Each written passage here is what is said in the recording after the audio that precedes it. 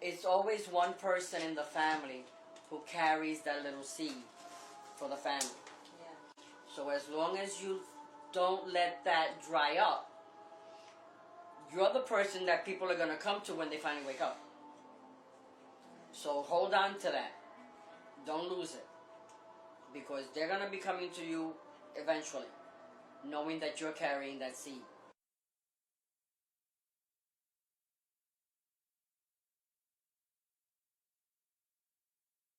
My name is Valerie Nanature Vargas.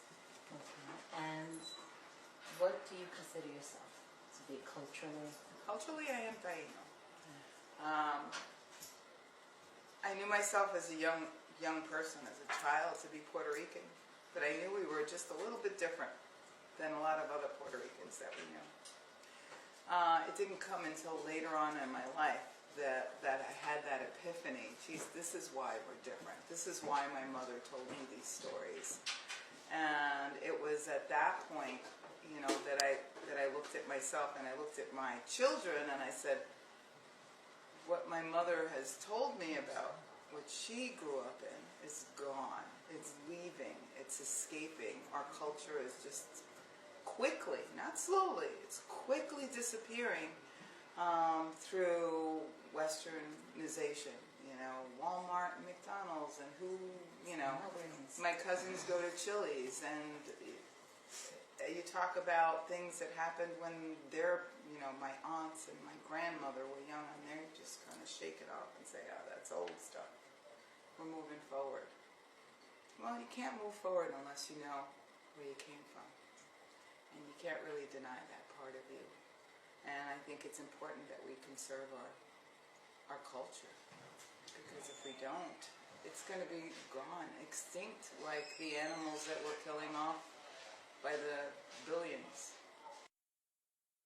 So my name is George Estevez. I work at the National Museum of the American Indian in New York City as well as in Washington, D.C. I have been working at the museum for over 20 years now, and I am also Taino from the Dominican Republic. My first memory of Taino, well, I came to this country from the Dominican Republic when I was roughly 5 years old, and I come from the campo. I come from a place that's called Haibon, and my earliest memories are of making, my family would get together every Saturday. All my tias would get together and we would make casabe bread. And then around this get-togethers, you know, there was always all these stories, and there was always talk about, you know, el tío Pedrito Chávez, que era bien indio, etc., etc. You know, so there was always this reference to being indio. As well as my grandmother, who passed away at 104 years old.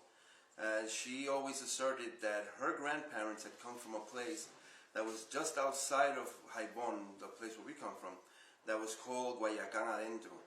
And she said that la gente de ese pueblo, you know, had started to migrate up, but that they were all puro indios. And so I was brought up with that. To me, that was the belief that, you know, that we came from Indians. And I think now looking back, you know, looking at like the people's faces in my family, I could see very much that there was definitely that connection. Now, one of the things that really got me more involved in as far as identity is concerned was that coming from the campo and speaking very campesino Spanish, at least at that time, we would when I would go to the grocery stores, for example, and I would ask for things. At that time, the bodegas were owned mostly by Cuban nationals, but not Cubans from the campo. They were Cubans from the cities. You know, like they were ex-rich people, I guess. And I remember one particular time when I had gone to buy auyama, okay, and I asked for un peso de auyama, and the bodeguero says to me, muchacho, ¿qué es eso auyama? You know, what is this auyama stuff? And I said, auyama es eso que está allí, and I pointed it out to him, and he goes like, well, that's not called auyama, that's called calabaza. And I said, no, eso se llama auyama, you know, and he goes, well, I tell you what, if you don't call it calabaza, I'm not going to sell it to you.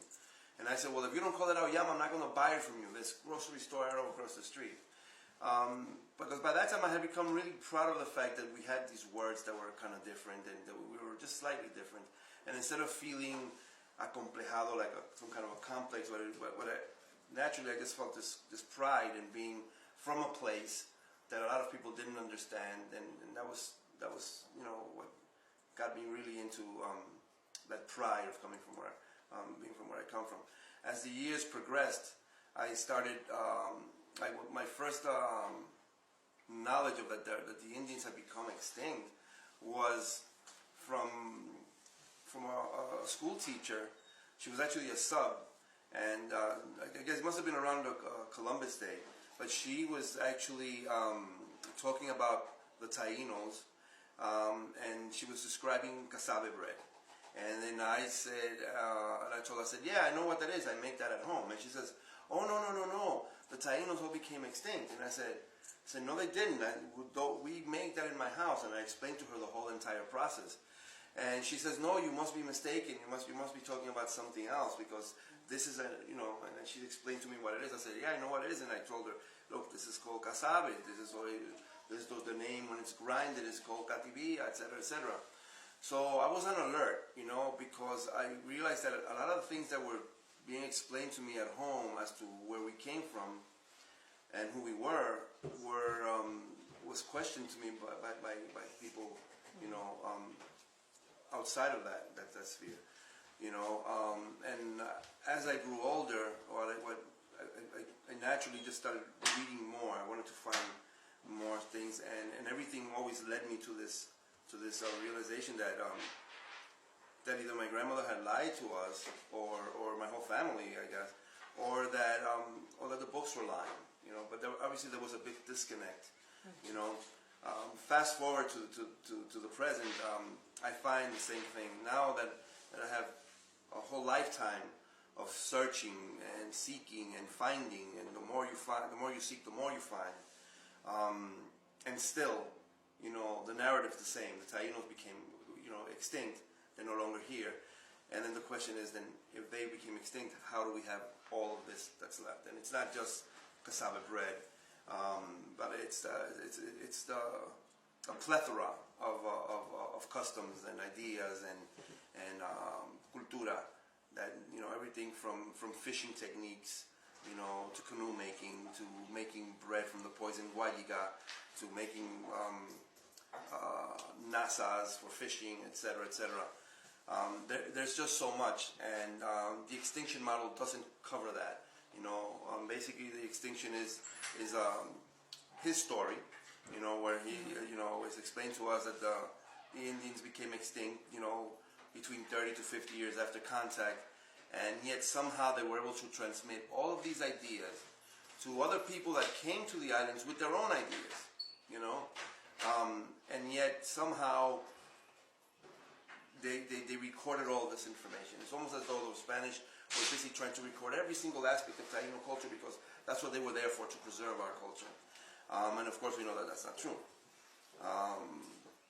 So that's, anyway, that led me on this whole lifelong quest, to find the truth. Because to me, basically, the exploration of Taino identity is an exploration of the truth. It's just a matter of the truth. And the way when I do my research, I stick very much to that principle. Like what is Taino, what is not, and you have to also question yourself as to what's motivating you to do this in the first place. Why are you seeking this? But to me, the question has been answered. Our ancestors never became extinct. That is probably the biggest myth that was ever created. And I think that within the next 10 years or so, it will be something that's totally accepted and believed.